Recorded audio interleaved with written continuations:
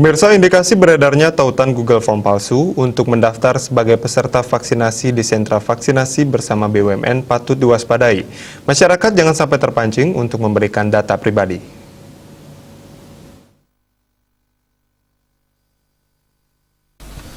Hal ini diutarakan Ketua Satgas Sentra Vaksinasi Bersama BUMN, Arya Sinulinga.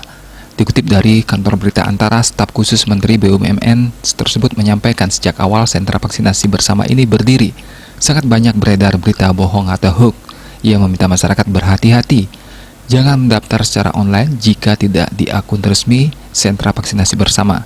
Data pribadi bisa dicuri pihak yang tidak bertanggung jawab. Arya menambahkan, para pendaftar yang memenuhi syarat, terutama kalangan lansia yang berusia di atas 59 tahun, memiliki KTP, dan bagi yang ber-KTP dari luar daerah, harus memiliki surat keterangan domisili dari Ketua RT RW di lingkungannya. Mereka bisa mendaftar melalui Google Form resmi yang terdapat di link resmi. Setelah mendaftar, peserta akan mendapatkan jadwal dan jam kedatangan di sentra vaksinasi bersama BUMN. Tautan Google Form palsu tersebut, selain memberikan informasi yang tidak valid, juga bertujuan untuk mencuri data-data pribadi pendaftar. Pihaknya senang dan bangga karena sentra vaksinasi bersama ini sudah diketahui masyarakat luas, terutama di kalangan lansia.